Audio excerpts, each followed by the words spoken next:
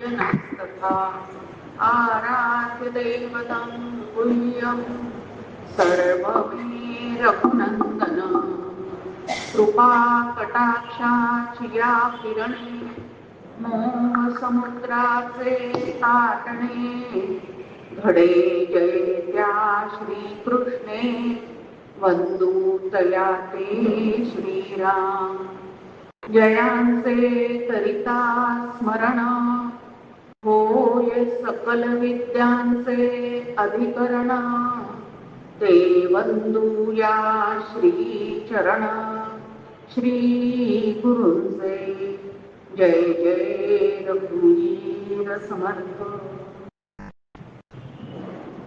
राजाधिराज प्रभू रामचंद्र भगवान श्री गोपाल कृष्ण आनंदयोगी परमपूज्य डॉक्टर काका आणि श्रद्धेय मंदाते या सकल संतांना देवतांना मनपूर्वक वंदन करते। ज्यांच्या संकल्पातून हे भव्य दिव्य असं राम मंदिर उभं झालेलं आहे ते आमचे गुरुबंधू कैलासवासी श्री घाटगे साहेब यांनाही स्मृतीपूर्वक अभिवादन करते। ज्यांच्या प्रेरणेने आज या ठिकाणी प्रवचन सेवा सादर करत आहे त्या आदरणीय वैद्य साहेब सुद्धा या ठिकाणी उपस्थित आहे याचा मला खूप आनंद आहे।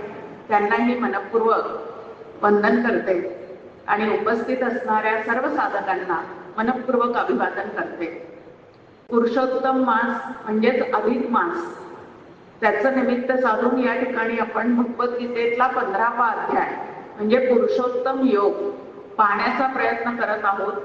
ज्या पुरुषोत्तमाशी आपल्याला एकरूप व्हायचं आहे त्या पुरुषोत्तमाशी एकरूप होण्याच्या आड काय येत आहे तर आपल्या संसाराची आसक्ती हेच त्याला आड येण्याचं मुख्य कारण आहे।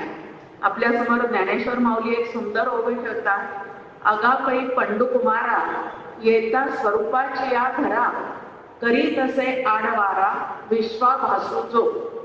हे बघ अर्जुना, आपल्या स्वरूपाच्या घरी आपण परत येण्यासाठी निघालेलो असताना सगळ्यात मोठा अडथळा प्रतिबंध जर काय असेल तर तो म्हणजे हा विश्वाचा भास आणि त्या विश्वाच्या भासाला सत्य समजणे। हे जे काही आपली चुकीची कल्पना आहे तीच आपल्याला स्वस्वरूपापर्यंत पोहोचू देत नाही। आणि म्हणून पहिल्या दिवशी आपण संसाराचं स्वरूप काय आहे तर तो अनित्य आहे, नाशिवंत आहे, क्षणभर सुद्धा स्थिर राहणारा नाही।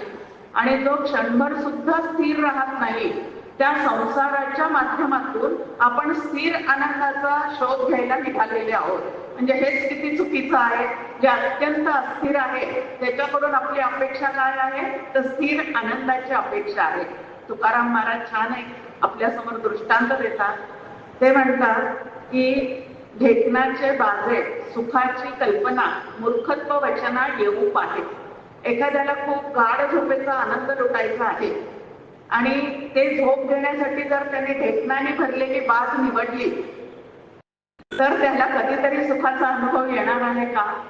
अगदी तसंच जो संसार अत्यंत अस्थिर आहे, क्षणभरही स्थिर राहत नाही, जो सतत बदलत चाललेला आहे त्या बदलत असणाऱ्या संसाराच्या माध्यमातून न बदलणारं सुख आम्ही प्राप्त करण्याची जी इच्छा करतो ते सुद्धा काय आहे मूर्खत्व वचना येऊ पाहे। इथंच आमचा मूर्खपणा सिद्ध झालेला आहे। मग आता ह्याच्यातून जर आम्हाला बाजूला पडायचं असेल तर काय करावं लागेल तर काल आपण तो विषय पाहिला की असंग शस्त्रेन दृढेन छित्त्वा।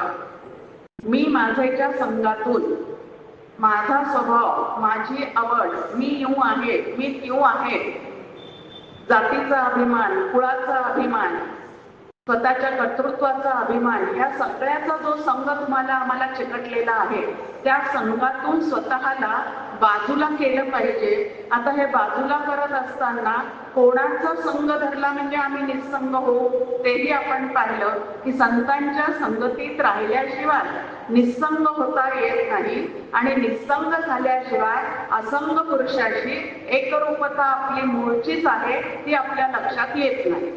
मग आता हळूहळू आपलं चाललेलं आहे की सत्संगात राहायचं आहे। सत्संगात राहिल्यानंतर काय होतं खूप छान आपल्या समोर दृष्टांत देतात परमपूज्य मंदाताई. त्या म्हणतात की दोन जीवांचं लग्न ज्या वेळेला होतं त्यावेळेला हातात हात घालून ते वधूवर 7 पावलं चालतात आणि काही शपथा घेतात. म्हणजे त्या ठिकाणी एकमेकांना काय करतात तर आश्वासन देतात की हे 7 पावलं म्हणजे 7 जन्म आम्ही एकमेकांसोबत राहू आणि ह्या गोष्टी दोघं मिळून पालन करू. तसं ज्याला परमार्थ सिद्धीला न्यायचं आहे, म्हणजे ज्या जीवाला शिवाशी लग्न लावून घ्यायचं आहे स्वतःच, त्यांनी सुद्धा संतांसोबत सप्तपदी केली पाहिजे. आता तिकडं सप्तपदी कोणासोबत आहे आणि इकडं सप्तपदी कोणासोबत करायची आहे, तर संतांसोबत सप्तपदी केली पाहिजे. आता संत संगतीत राहिल्यानंतर लाभ कशा कशाचा होतो, एक तर संसाराचं स्वरूप कळतं, दुसरं परमेश्वराचं महात्म्य कळतं, करता करविता तोच आहे हे आमच्या अंतःकरणावर ते सातत्याने बिंबवून देतात. त्यानंतर भूतदया म्हणजे काय, नामस्मरण कसं करायचं आहे, सर्वाभूती प्रेम करायचं असेल तर ते तत्व शोधावं लागतं. ते तत्व लक्षात आल्याशिवाय तुम्ही सर्वांवर प्रेम करा असं कोणी येऊन सांगून गेलं तर तसं होऊ शकतं का, होऊच शकत नाही. मग त्या सर्वांच्या आतमध्ये जे तत्व आहे तेच आपलं स्वरूप आहे हे ज्या वेळेला लक्षात येतं, त्यातून जी एकमेकांविषयी आपुलकी निर्माण होती ती कायम स्वरूपी टिकणारी असते. आणि म्हणून याला आपल्या स्वरूपाची ओळख करून घ्यायची आहे. म्हणजे जीवाला शिवाशी लग्न लावून घ्यायचं आहे, त्यांनी संतांसोबत काही काळ तरी राहण्याचा काय केला पाहिजे तर प्रयत्न केला पाहिजे. मग आता जे संत आहेत ते कसे असतात, किंवा ह्या संतांना या परमात्मा तत्वाचा जो लाभ झालेला असतो तो लाभ कशा कशामुळे झालेला आहे, त्यांच्या ठिकाणी असं काय महत्वाचं आहे की ज्या गुणांमुळे ते त्या परमात्मा तत्वापर्यंत पोहोचलेले आहेत, आणि आमच्याजवळ असं काय कमी आहे की प्रयत्न करून सुद्धा आम्ही तिथपर्यंत पोहोचत नाही आहोत. आता भगवंतांनी इथं आपल्याला सांगितलं की हे संसार समुद्रातून तरून जायचं असेल तर आदिनारायणाला म्हणजे या संसाराचं जे अधिष्ठान आहे, असं जे विष्णुपद आहे, असं जे ब्रह्मपद आहे, असा जो महात्मा ईश्वर आहे, थोर आहे, त्याला शरण जावं लागतं. मग आता संतांनी सुद्धा पहिल्यांदा काय केलेलं आहे तर त्या भगवंताला ते अनन्य शरण गेलेले आहे.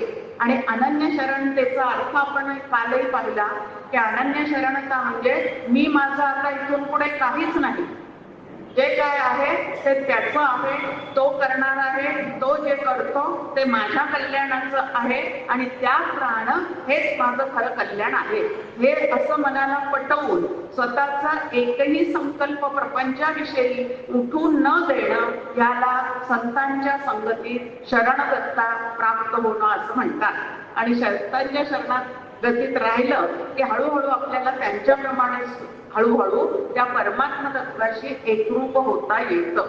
आणि म्हणून भगवंत म्हणतात हे पद कसं आहे, ज्याला विष्णुपद म्हणतात, ज्याला परमधाम म्हणतात, ज्याला आपलं स्वरूप म्हणतात, ज्याची प्राप्ती झाल्यानंतर मुख्य फळ कुठलं मिळतं तर एक फळ आहे जन्म मृत्यूच्या या प्रवाहातून आपलं जे चक्राकार गतीने फिरणं सुरू आहे ते थांबून जातं. हे एक पहिलं फळ आहे. पण या फळाला परमपूज्य डॉक्टर काका गौण फळ म्हणतात. हे गौण फळ आहे. गौण फळ आहे म्हणजे जन्ममृत्यूच्या फेऱ्यातून सुटणं, ह्याच्यासाठी हे नाहीये. मग जीवनमुक्तीचा आनंद लुटण्यासाठी ह्या पदाची प्राप्ती देहात असताना देह सरणावर चढायच्या आधी न सरणार तत्व शोधून काढणे याला साधना असे म्हणतात. काय वाक्य आहे आपल्या समोर, सरणावर चढायच्या आधी न सरणार तत्व शोधून काढणे ह्याला साधना असं म्हणतात. आणि ती साधना हे संत कसे कसे करतात. आता भगवंत म्हणतात ज्याला देहात असताना अहम ब्रह्मास्मीचा बोध झालेला आहे. आता तत्वमसी महावाक्य जे आहे त्याला उपदेश महावाक्य असं म्हणतात. म्हणजे श्री गुरूंनी शरण आलेल्या शिष्याला त्या महावाक्याचा उपदेश केलेला असतो, म्हणून त्याला उपदेश महावाक्य म्हणतात. त्या उपदेश महावाक्यामध्ये काय आहे ते तू आहेस असं श्री गुरूंनी सांगितलं. ते म्हणजे वाच्यार्थाने ईश्वर आणि लक्षार्थाने ब्रह्म. ज्या ईश्वर तत्वाचा, ज्या आनंदाचा तू शोध घेत आहेस, तो आनंद हे तुझं मूळचं स्वरूप आहे, असं श्री गुरु आपल्याला सांगतात। आता त्यांनी सांगितल्यानंतर मला तो अनुभव येईपर्यंत सातत्याने जे काही करावं लागतं त्याला भक्ती असं म्हणतात, त्याला ईश चिंतन असं म्हणतात। आणि असं ईश चिंतन करता करता कधीतरी खरंच ते मी आहे असा जो अहम ब्रह्मास्मीचा बोध आतल्या आत होतो, त्याला अहम ब्रह्मास्मी हे दुसरं महावाक्य आणि त्याला म्हणतात बोध वाक्य, अनुभव वाक्य, की हा अनुभव आला पाहिजे। एकनाथ महाराज आपल्या समोर एक ओवी ठेवतात, ते म्हणतात अहम ब्रह्मास्मी ऐसी वाणी एक वेळ पडता कानी, अविद्या निद्रा जाय धरोनी तत्क्षणी जागे मला। साधक खरा जागा केव्हा होतो? ज्या वेळेला त्याच्या असं लक्षात येतं की अरे श्रीगुरूंनी जे सांगितलं होतं ते ब्रह्म आहे, ते तू आहे, खरंच मी ते आहे। आता पहिलं परोक्ष ज्ञान आहे जे श्रीगुरूंनी आम्हाला त्यांच्या अनुभवातून सांगितलेलं आहे की तेच तू आहे, आणि त्यानंतर चिंतन करता करता माझं मला ते पटलेलं आहे।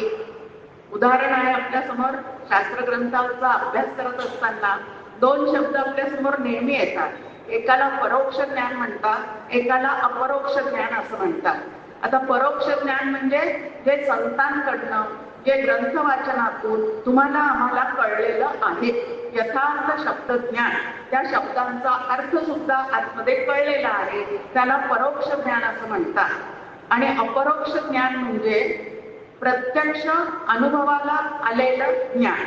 एक शब्द ज्ञान आहे आणि दुसरं अपरोक्ष ज्ञान आहे।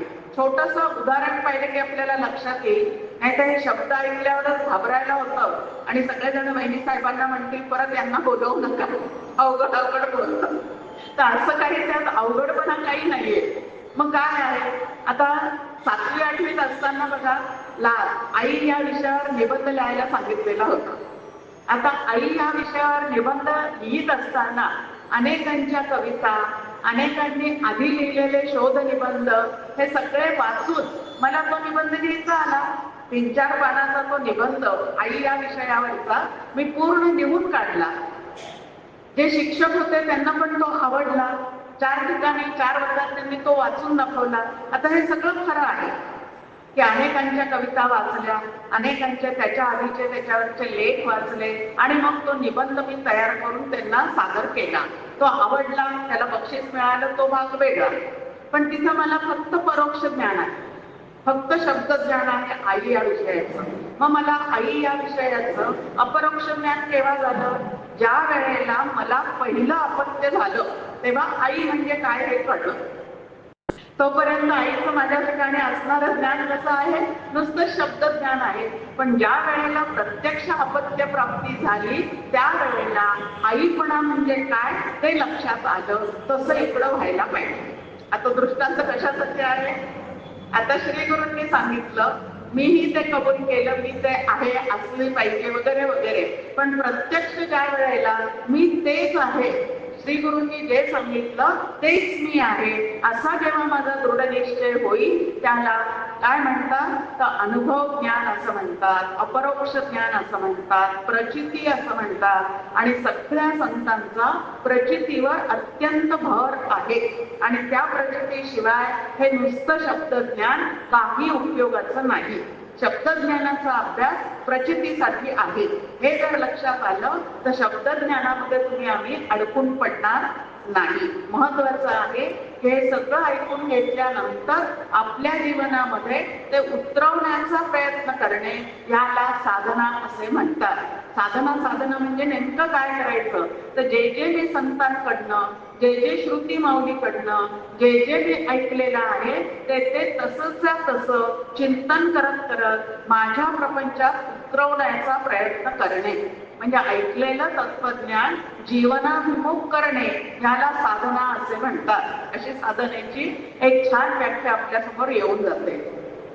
मग हे जे दुसरं आपलं चाललंय की एक गौण फळ आहे जन्म मृत्यूच्या फेऱ्यातून सुटणं, आणि दुसरं मुख्य फळ आहे की आनंदासाठी जीव पूर्ण स्वावलंबी होतो। ज्याला स्वरूपाचं ज्ञान झालेलं आहे तो नंतर कोणावर आणि कशावरही अवलंबून राहत नाही आनंदासाठी. तर आनंदासाठी तो पूर्ण स्वावलंबी होतो. तुम्हाला आम्हाला व्हावंसं वाटतं की नाही आनंदासाठी स्वावलंबी? आता बाकी सर्व गोष्टीसाठी आपण स्वावलंबी होतो की नाही? ज्या वेळेला दुसऱ्या गावात बदलून जातो, आम्हीच आता अकोल्यावरून पुण्यामध्ये बदलून आलो, त्यावेळेला बराच काळ म्हणजे 1-1.5 वर्ष आम्हाला भाड्याच्या घरात राहावं लागलं. म्हणजे घरासाठी आम्ही परावलंबी होतो. पण दर 11 महिन्याला टांगती तलवार डोक्यावर, आता घर सोडवा तरी नाहीतर भाडं तरी वाढवा. आता ते काही सवयच नव्हती या गोष्टींची.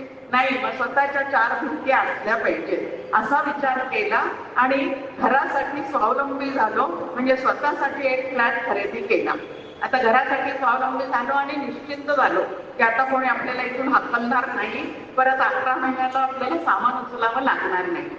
दुसरं उदाहरण असतं की अगदी सुरुवातीला आपण मोठ्या घरात येतो किंवा नुकतंच नोकरीला वगैरे लागतो, तेव्हा स्वतःचं व्हेकल आपल्याजवळ नसतं. त्यावेळेला आपल्याच ऑफिसमध्ये जो काम करणारा आहे त्याच्याशी आपण शेअरिंग करतो. स्कूटर तुझी, पेट्रोल माझं, असं काहीतरी ते गणित जुळवावं लागतं आणि काही दिवस आपण त्याच्या मागे बसून ऑफिसला जातो. पण किती काळ हे बरं वाटतं? कधीतरी स्वतःचं व्हेकल असलं पाहिजे असं वाटतं की नाही? म्हणजे घरासाठी स्वावलंबी होतो, व्हेकलसाठी स्वावलंबी होतो, तसं आनंदासाठी सुद्धा स्वावलंबी असायला पाहिजे की नाही? किती दिवस दुसऱ्यांवर आनंद अवलंबून ठेवायचा? मनासारखं पदार्थ ताटात पडले तर आनंद आहे, मनासारखे मुलं बाळ नातवंड वागले तर आनंद आहे, आवडत्या व्यक्ती घरात आल्या तर आनंद आहे. म्हणजे कोणावर तरी आणि कशावर तरी आमचा आनंद अवलंबून आहे आणि ह्यालाच परमार्थामध्ये दैन्य असं म्हणतात. तुमच्या आमच्या जवळची दैन्यावस्था आहे. ती दैन्यावस्था म्हणजे परावलंबित्व आहे. सारखं कशावर तरी आणि कोणावर तरी आम्ही अवलंबून आहे. आणि हे जे आहे ते चित्तातून काढून टाकण्याचा प्रयत्न करून मीच पूर्ण आनंदघन आहे असा स्वतःच्या ठिकाणी शोध घेणे याला साधना किंवा परमार्थ सिद्धीला नेणे असं म्हणतात. आणि असा परमार्थ कोण सिद्धीला नेऊ शकतो त्याचं या ठिकाणी आपल्या समोर श्लोक दिलेला आहे की निर्माण मोहा जितसंग दोषा अध्यात्म नित्या विनिवृत्त कामा गंधैर् विमुक्ता सुखदुःख संज्ञैर गच्छंत मूढा पदमव्ययंत. आता एक गोष्ट आपल्याला सातत्याने भगवान श्रीकृष्णाला आपल्या श्रीगुरूंना सांगावी लागते. वास्तविकता या श्लोकाचा जो अर्थ आहे तो 12व्या अध्यायात येऊन गेलेला आहे. मला कुठला भक्त आवडतो? द्वंद्वातीत झालेला, तुल्यनिंदा सारखा मानणारा असा जो भक्त आहे तो मला आवडतो असं भगवंतांनी 12व्या अध्यायात सांगितलेलं आहे. पण विस्मरण हा आमचा स्वभाव असल्यामुळे सातत्याने परत प्रत्येक अध्यायामध्ये त्याची उजळणी भगवान जे आहे ते तुमच्या आमच्या समोर करत आहे. आता इथं किती गुणसंपदा सांगितली, ज्याला दैवी गुणसंपदा असं म्हणतात, जो 16व्या अध्यायाचा विषय आहे.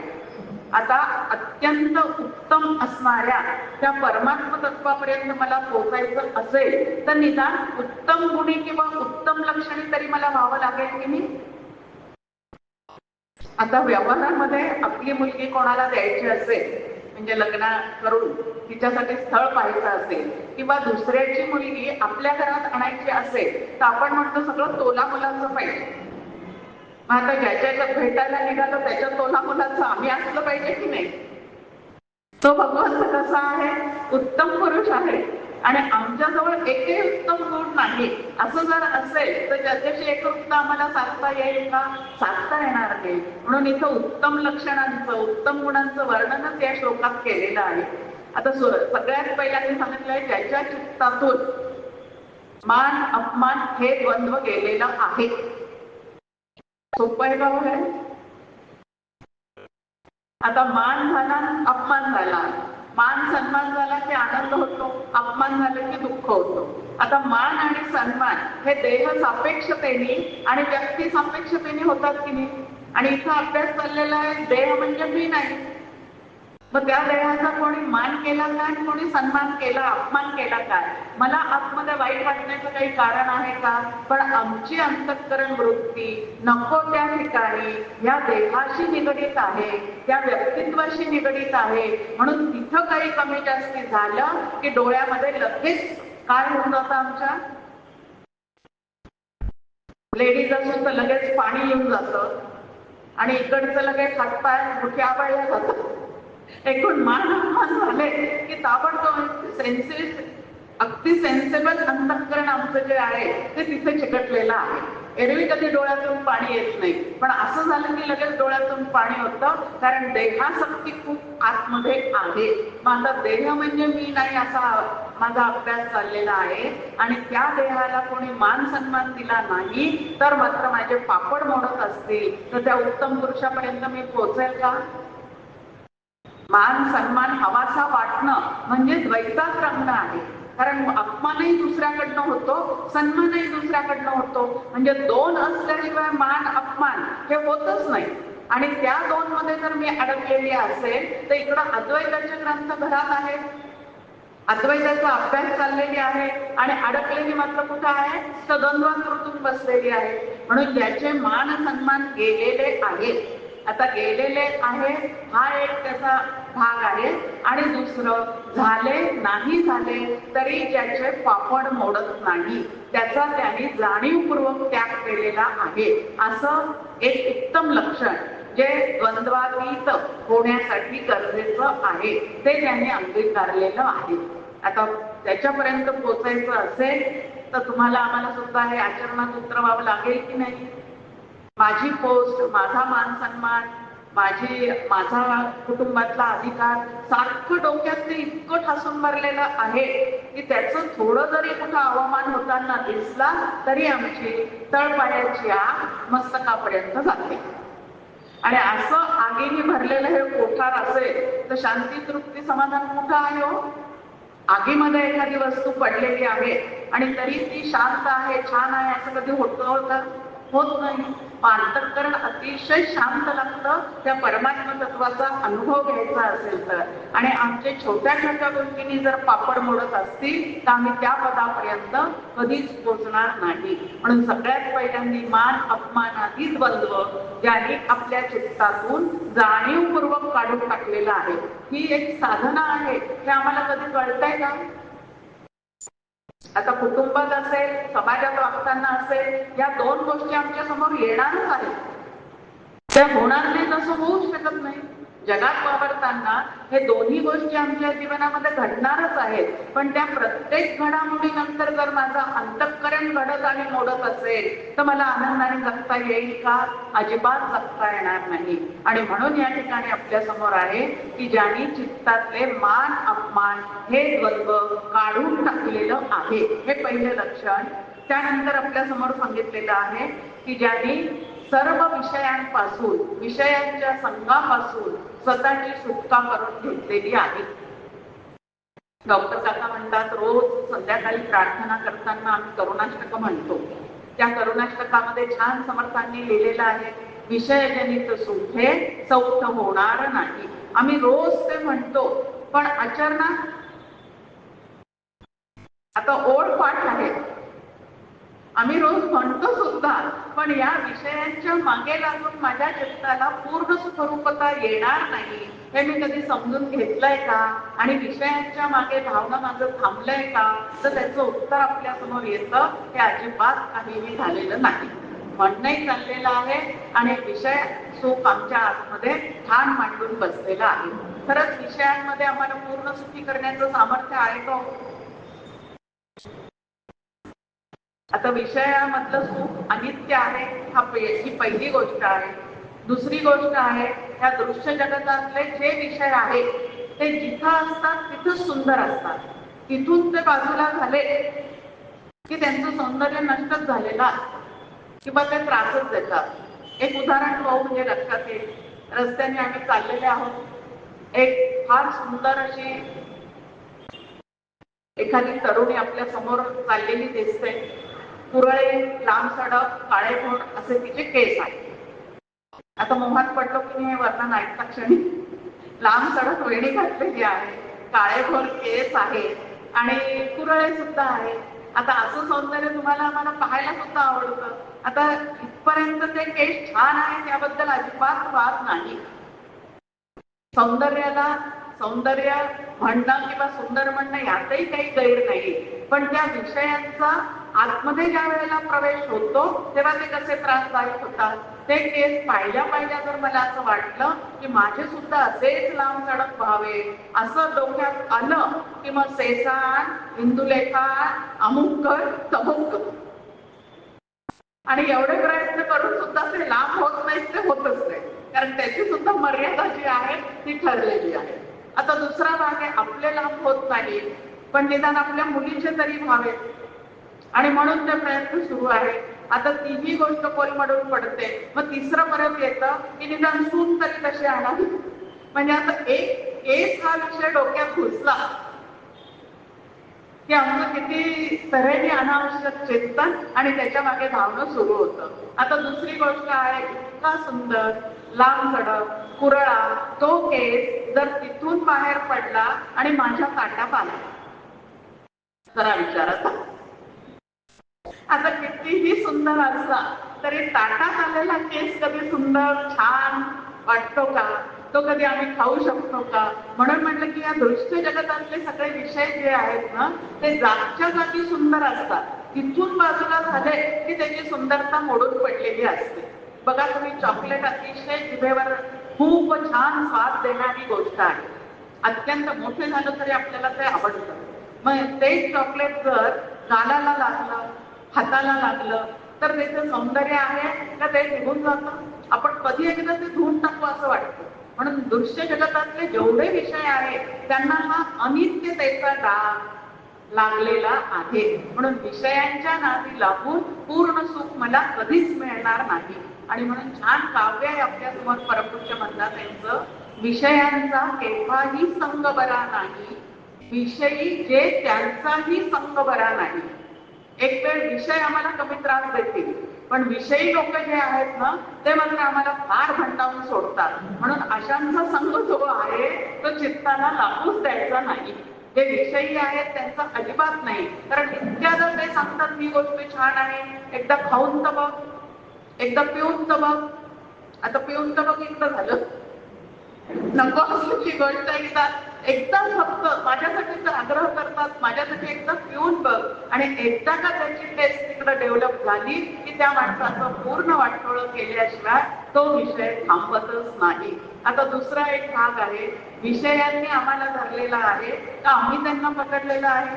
आता ती लांब सडक केसवाली मुलगी निघूनही गेली, तिच्या केसांनी आम्हाला धरलेलं नाहीये, पण आमचं चित्त तिच्या केसामध्ये अडकून पडलेलं आहे. तर असं आम्हाला अडकवणारे हे विषय आहेत. आणि म्हणून विषयांचा केव्हाही संग बरा नाही. या 5 विषयांचा जीवन जगताना आम्हाला थोडाफार उपयोग नक्की आहे. म्हणून उपयोग करून घ्यायला अजिबात हरकत नाही, पण उपभोग्य वृत्ती जर वाढीला लागली तर आमचं त्या ठिकाणी नुकसान झाल्याशिवाय राहत नाही. म्हणून हा जो उत्तम पुरुषाकडे निघालेला साधक आहे किंवा जे संत आहेत त्यांनी विषयांचा नाद सोडून दिलेला असतो. म्हणजे काय केलेलं असतं, पूर्ण सुख या विषयांच्या माध्यमातून मिळणारच नाही असा बुद्धीचा पूर्ण निश्चय झालेला असल्यामुळे विषय सुखाकडे दुर्लक्ष करून आत्मसुखाकडे त्यांचं चित्त त्यांनी प्रवाहित केलेलं असतं. आणि ज्यांनी असं चित्त आत्मसुखाकडे प्रवाहित केलेलं आहे त्यांना ते आत्मसुख कधीतरी मिळाल्याशिवाय राहत नाही. त्यानंतर सर्व कामापासून ज्यांनी स्वतःचं चित्त बाजूला केलेलं आहे आणि वासुदेवाकडे, रामरायाकडे लावलेलं आहे. मना कामना वासुदेवी वसुदे, सगळ्या कामना चित्तातून बाहेर काढणं पण शक्य नाही, अत्यंत सूक्ष्म आहे. मग त्यांचाच प्रवाह जर आम्ही दुसरीकडे वळवला, जे सुखरूप असणारे राम, श्रीकृष्ण, पांडुरंग आहे त्यांच्याकडे जर आमचा प्रवाह आम्ही वळवला तर नक्कीच आमच्या चित्तातला काम निवृत्त होईल की नाही. आरती म्हणतो आपण, रामाला पूर्ण कामा म्हटले त्याच्यात, म्हणजे काम पूर्ण करणारा असा राम आहे का त्याचं चिंतन करता करता कामनांना पूर्ण विराम मिळणार आहे? नक्की काय आहे? कामनांना पूर्ण विराम देण्यासाठी रामाचं चिंतन आहे. हे जोपर्यंत माझ्या लक्षात येत नाही तोपर्यंत रामायणाची भक्ती करताना सुद्धा हे दे ते दे ते दे चालू राहतं. आता एवढा राजवाड्यात राहणारा प्रभू रामचंद्र एका क्षणात त्याचा त्याग करून 14 वर्ष वनात राहतो, आनंदाने राहतो. आणि त्याची आम्ही फक्त 4 दिवस शिबिराला जायचं म्हटलं तर पहिलं आहे व्यवस्था आहे का तिथं? मग कशा कशाची व्यवस्था आहे हल्ली? पलंग आहे का? कमोड आहे का?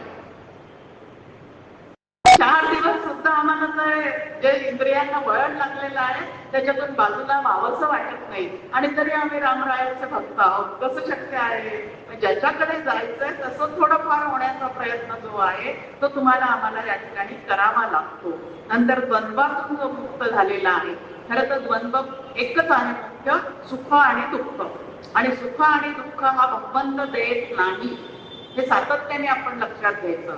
सुख आणि दुःखाला जबाबदार भगवंत नाही, दुसरा कोणी नाही, तर माझे कर्म हेच त्याला जबाबदार आहे. सुखस्य दुःखस्य न कोपी दाता परे ददातु कुबुद्धिरेषा. अध्यात्म रामायणामधला श्लोक आपल्या समोर आहे की सुख आणि दुःखाला दुसरा कोणी जबाबदार नसतो, तर आपलं कर्मच त्याला जबाबदार आहे. आणि जो सुख दुःखासाठी दुसऱ्यांना जबाबदार धरतो त्याची बुद्धी बिघडलेली आहे, असं कोणी सांगितलं? अध्यात्म रामायणात सांगितलं. परमार्थ मार्गात एक बरं असते, इथं मनाने काहीच सांगायचं नसतं. जे तिकडून आलेलं आहे तेच फक्त मांडून दाखवायचं असतं. मग आता इथं सुखदुःखाला जबाबदार कोणीच नाही. मग सुखदुःख कशातून निर्माण होतात? त्याचं सोप्या भाषेत उत्तर समर्थ आपल्याला देतात. विवेकाचे फळ ते सुख, अविवेकाचे फळ ते दुःख. तुम्ही विवेकी व्हा, सुखच सुख आहे. तुम्ही अविवेकी राहाल तर दुःखच दुःख आहे. मग दुःखाचं कारण जर अविवेक असेल तर माझ्या चित्तातला अविवेक कमी करणे ह्याला साधना असे म्हणतात. ती साधनेची छान व्याख्या आपल्या समोर येते. मग विवेक चित्तातला जागृत करायचा असेल तर विवेक कुठे असतो? ज्ञानेश्वर माऊली त्याचं उत्तर देतात आपल्या समोर. चंद्र तेथे चंद्रिका, शंभू तेथे अंबिका, संत तेथे विवेका असणे कीजे. विवेकाचं आतमध्ये जर विवेक वैराग्याचं तुम्हाला आम्हाला जागरण करायचं असेल तर संत संगतीशिवाय पर्याय नाही. संत विवेकी असतात, संत वैराग्यशील असतात, म्हणून त्यांच्या संगतीत राहिलं की त्यांचे गुण जे आहे ते हळूहळू तुम्हाला आम्हाला टिकता येतात आणि आतमध्ये घेता येतात. ज्याच्या संगतीत आपण राहतो, मनाचा एक स्वभाव आहे, ज्याच्या संगतीत ते राहतं त्याप्रमाणे ते वागायला सुरुवात करतं. आमच्या चित्तातला विवेक आणि वैराग्य जागृत करायचं असेल तर संतांकडे गेलं पाहिजे, संतांच्या सहवासात राहिलं पाहिजे. आणि त्यानंतर म्हटलेलं आहे की असे जे ज्ञाते पुरुष आहेत, आता एवढ्या गोष्टी ज्यांनी स्वतःच्या आचरणात उतरवलेल्या आहेत ते माझ्या परमपदाला येऊन पोचतात. म्हणजे त्यांचा मीच ब्रह्मरूप आहे असा निश्चय पूर्ण होतो. तिथे एकटेही संशय त्यांच्या चित्तात राहत नाही आणि त्यांना उत्तम पदाची प्राप्ती होते. आता त्या पदाची प्राप्ती पुरुषोत्तम मासामध्ये मला करून घ्यायची आहे तर मला सुद्धा तेवढं उत्तम गुणी बनावंच लागणार आहे. त्याच्याशिवाय मी तिथपर्यंत जाऊच शकणार नाही. पुढे परमात्मा म्हणतो, म्हणजे परमात्म्याचं स्वरूप इथं भगवान श्रीकृष्ण सांगताय की असं माझं उत्तम पद आहे आणि असा उत्तम पद रूप असणारा मी ज्या वेळेला ही सृष्टी रचना करतो त्यावेळेला या सृष्टी रचनेमध्ये जे जे तुम्हाला भव्य दिव्य दिसेल तिथं तिथं ते मीच त्या ठिकाणी स्थापन केलेलं आहे. काय म्हणतोय बघा भगवंत की त्या ठिकाणी ते मीच स्थापन केलेलं आहे. माझं हे जे स्वरूप आहे हे तुम्हाला सूर्याच्या प्रकाशात दिसणार नाही, हे तुम्हाला चंद्राच्या प्रकाशात दिसणार नाही, हे तुम्हाला अग्नीच्या प्रकाशात दिसणार नाही. पण संतांच्या सहवासात राहिल्यानंतर विवेकाचा उजेड पडल्यानंतर या स्वरूपाची मात्र प्राप्ती होणार आहे. नंतर आपल्या समोर आहे नतद्भासयते सूर्यो न शशांको. चंद्र सूर्याच्या प्रकाशात ते दिसणार नाही. मग कुठल्या प्रकाशात दिसणार आहे? आता प्रकाश म्हणलं की आपल्याला उजेड हाच एक अर्थ डोळ्यासमोर येतो.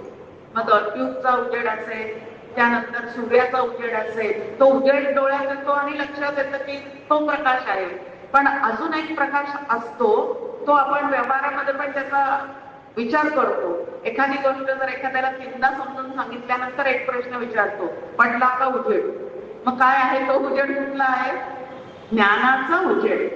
हा ज्ञानाचा जो उजेड आहे तो तुमच्या आमच्या आतमध्येच आहे, बाहेरून आलेला नाही. आणि तो संतांच्या संगतीत तुम्हाला आम्हाला जाणायचा आहे.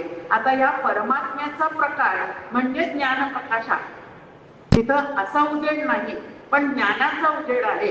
आणि मग ज्ञानेश्वर माऊली अभंगात देतात, उजेडी राहिलो उजेड होऊन. असा जो परमात्म्याचा ज्ञानघन प्रकाश आहे त्याच्यामध्ये मी पूर्ण विलीन झालो आणि मीही त्याच्यासारखा काय झालो, अरे अरे ज्ञाना झालासे पावन, की त्या उजेडात जाऊन मी स्वतः मिसळलो की मी तोच आहे, ह्या अनुभवापर्यंत मी पोचलो. त्यावेळेला ते अगदी शांतपणे सांगतात, उजेडी राहिलो उजेड होऊन. मग असा उजेड आमच्या आतमध्ये आहे की नाही? सगळ्यांच्या आतमध्ये तो परमात्मा आहेच आहे हो. प्रवचनानंतर काही जण मला म्हणतील की जयश्रीताई आजचा विषय आम्हाला खूप छान समजला. काही जण मला म्हणतील तुम्ही सांगितलेलं काही समजलं नाही, सगळं डोक्यावरून गेलं. आता बघा, जो म्हणतो मला विषय समजला, त्याच्या आतमध्ये तो समजला हे कळलं की नाही? आणि जो मला सांगतो की मला काही कळलं नाही, त्याला सुद्धा मला काही कळलं नाही हे समजलं की नाही? मग असं जे आतमध्ये अखंड समजण्याचं काम चाललेलं आहे त्याला या परमात्म्याचा ज्ञानप्रकाश असं म्हणतात. आणि तुमच्या आमच्या आतमध्ये प्रत्येकाच्या तो प्रकाश सतत आहे. वाईटातलं वाईट काम करणाऱ्या माणसाला सुद्धा हे वाईट आहे का चांगलं आहे हे आतमध्ये आधी कळलेलं असतं. आता गुणांच्या प्रभावामुळे तो तसा वागू शकत नाही हा भाग नंतरचा, पण आतमध्ये त्याला नक्की माहिती असतं. म्हणून बघा, अतिशय नशापाणी करणारे जे असतात ते आपल्या मुलांना सारखं सांगतात, तू हे कधी करू नको, तू हे कधी करू नको, म्हणजे हे वाईट आहे हे त्यांना आतमध्ये कळलेलं असतं. आणि ह्या पद्धतीने आतमध्ये अखंड कळणं ह्याला ज्ञानप्रकाश असं म्हणतात. आणि तो प्रकाश तुमच्या आमच्या आतमध्ये सगळ्यांच्या आतमध्ये आहे, म्हणून प्रत्येक गोष्ट आतमध्ये कळत चाललेली आहे. हे जे कळणं आहे ते परमात्म्याचं स्वरूप आहे. मग ज्या अर्थी आतमध्ये कळतं त्या अर्थी परमात्मा आतमध्ये आहे की नाही? मग तो नाही असा आम्ही का गैरसमज करून घेतो आणि नाही म्हणतो त्याला तो नसतो. नसतो म्हणजे काय? तदे जती तन्ने जती, त्याच्यापासून ते तत्व कायमच दूर राहतं आत असून. आणि ज्याला वाटतं की ते कळलेलं आहे त्याला मात्र आतमध्ये ते सद्गुरु कृपेमुळे कळलेलं आहे. स्वतःचा बुद्धीचा अभिमाने गळून पडतो आणि त्यांची कृपा त्या ठिकाणी आहे हे लक्षात आलं की कळणंही होतं, पण अभिमान रहित तो राहतो आणि तो पूर्ण पुरुष होऊन जातो. आणि असं जर आम्हाला व्हायचं असेल तर काय करायचं आहे? तर इथं आपल्या समोर आहे, रवी दीप हिरा दाविती देखणे अदृश्य ते पाहणे संतांचे. रवीच्या उजेडात म्हणजे सूर्याच्या प्रकाशामध्ये, रत्नाच्या प्रकाशामध्ये, दिव्याच्या प्रकाशामध्ये भौतिक गोष्टी तुम्हाला आम्हाला दिसतील, पण अलौकिक असणारं असं जे माझं मूळचं स्वरूप आहे, परमात्म्याचं ज्ञान आहे, ते करण्यासाठी, करून घेण्यासाठी मात्र संतांच्या प्रकाशात राहावं लागतं. म्हणजे विचारांच्या प्रकाशात, संतांनी दिलेल्या विचारांच्या प्रकाशामध्ये अखंड राहिलं की आम्हाला ते कळायला सुरुवात होते. आणि म्हणून संत सहवास हा अत्यंत महत्वाचा आहे. आता इथं ज्या आत्म्याचा आम्हाला शोध घ्यायचा आहे त्या आत्म्याचा शोध घेणारा जीवात्मा कुठल्या देहातला असावा लागतो? आता मुंगीपासून तर ब्रह्मदेवापर्यंत सगळेजण जीवात्मे आहेत, एकापेक्षा एक श्रेष्ठ वगैरे वगैरे या पद्धतीने. आता कुठल्या देहातला जीवात्मा या आत्म्याचा शोध घेऊ शकतो? त्याचं उत्तर आहे तो नरदेहात आलेला आहे तो. म्हणून या नरदेहाला उजेडाची वाट असं म्हटलेलं आहे की नरदेह ही उजेडाची वाट आहे. म्हणजे स्वरूपाची ओळख करून घेण्यासाठी ह्याच देहातला, ह्याच योनीतला जीवात्मा जो आहे तो त्याची ओळख करून घेऊ शकतो.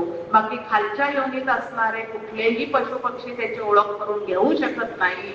आणि देवता लोकांना सुद्धा त्याची पूर्ण ओळख होऊ शकत नाही, कारण त्यांनाही आपल्या ठिकाणी असणाऱ्या शक्तीचा अभिमान आहे. मग फक्त जीवात्मा जो आहे नरदेहात आलेला तोच त्याची ओळख करून घेऊ शकतो.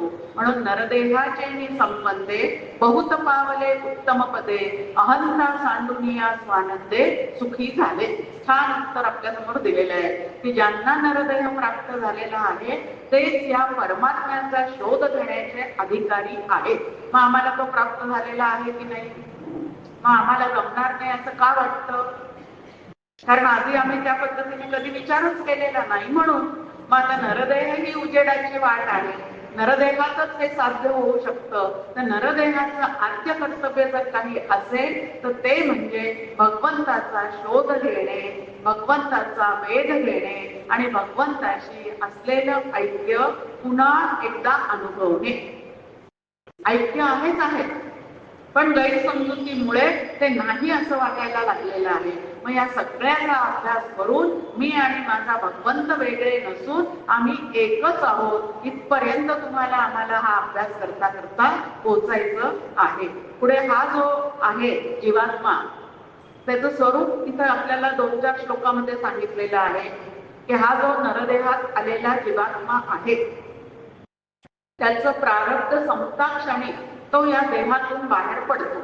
आता तो कसा बाहेर पडतो ते इथं सांगितलं की वायू जसं फुलांचा गंध घेऊन वाहतो, अगदी तसंच हा जीवात्मा प्रारब्ध संपता क्षणी त्या देहाचा त्याग करतो आणि त्या ठिकाणाहून सहज बाहेर पडतो आणि मग दुसरा देह मिळेपर्यंत त्याचं ते फिरणं जे आहे ते चाललेलं असतं.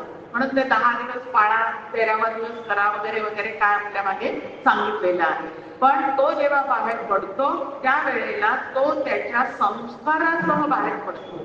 त्यांनी जे 3 गुणांच्या कर्म करून स्वतःवर जे संस्कार करून घेतलेले आहे त्याच्यानुसार तो बाहेर पडतो.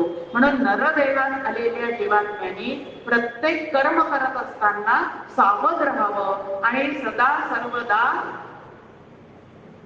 काय करावं, योग तुझा घडावा म्हणावं. सत्कर्माशिवाय तो भेटत नाही, म्हणून सत्कर्मामध्ये स्वतःचं काय करावं तर जीवन व्यतीत करावं. आणि असा सत्कर्म करत असणारा जीवात्मा ज्या वेळेला त्याला पूर्णत्वाची प्राप्ती होत नाही, अर्धवट राहते असं काहीतरी होतं, त्यावेळेला त्याला ज्या वेळेला मृत्यू मध्येच गाठतो त्यावेळेला तो त्याच्या सूक्ष्म शरीरासह बाहेर पडतो आणि त्याचा पुढचा जो प्रवास त्याचा आहे तो कसा होतो, तर तो योगभ्रष्ट होतो, चांगल्या कुळात जन्म घेतो आणि तिथून पुढे मागच्या अभ्यासासह पुढे चाललेला असतो. म्हणून आपण म्हणतो बघा की ज्ञानेश्वर माऊलींना 24व्या वर्षी सगळं प्राप्त झालं.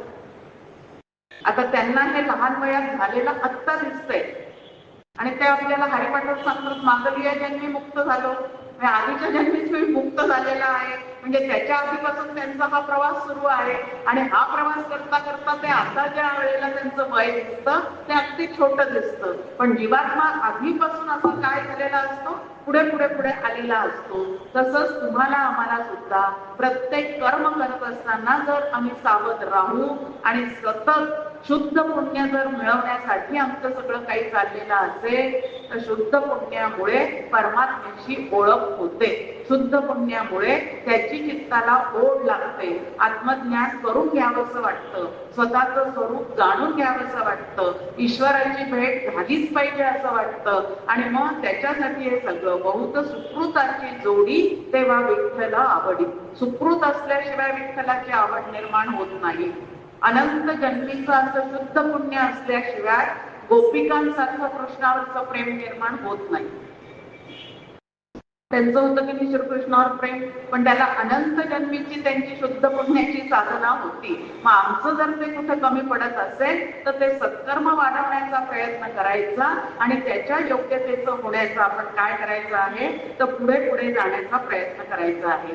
एक छान मुद्दा इथं आपल्या समोर आहे की 3 गोष्टी आमच्याजवळ आहेत, म्हणजे जीवात्म्याजवळ. आता नरदेहात आलेल्या जीवात्म्याने काय समजून घ्यायचं, तत्वज्ञानाचा अभ्यास करणारे जे लोक आहेत ते या अचेतन देहापासून सचेतन जीवात्मा जो आहे तो वेगळा आहे असं पाहण्याची त्यांची एक ज्ञानदृष्टी तयार झालेली असते आणि म्हणून कुठलंही कर्म स्वतःच्या शरीराच्या माध्यमातून होताना दिसलं तरी ते करणारा मी नाही असा त्यांचा पूर्ण भाव असतो. आता एवढा मोठा दासबोध लिहिल्यानंतर समर्थ काय म्हणतात शेवटी, भक्ताचेनी स्वाभिमाने कृपा केली दाशरथी. दाशरथी रामाने माझ्यावर कृपा केल्यामुळे हे सगळं येऊन ठेवलेलं आहे, यात माझं कर्तृत्व काही नाही. म्हणजे या घडलेल्या गोष्टीपासून, एवढ्या भव्य दिव्य कार्यापासून सुद्धा स्वतःला अलिप्त ठेवण्याची कला जी आहे ती तत्वज्ञानाचा अभ्यास केल्यावर आपल्याला साधते. आणि जोपर्यंत असा अभ्यास केलेला नाही तोपर्यंत देह म्हणजे मी, मन म्हणजे मी, प्राण म्हणजे मी, बुद्धी म्हणजे मी, असे सगळे अभिमान त्या ठिकाणी साचत जातात आणि स्वरूपाच्या आनंदापासून तुम्ही आम्ही या अभिमानामुळे हळूहळू दूर होत जातो. नुकसान कोणाचं होतं? अभिमानामुळे नुकसान कोणाचं होतं? तर माझंच होतं.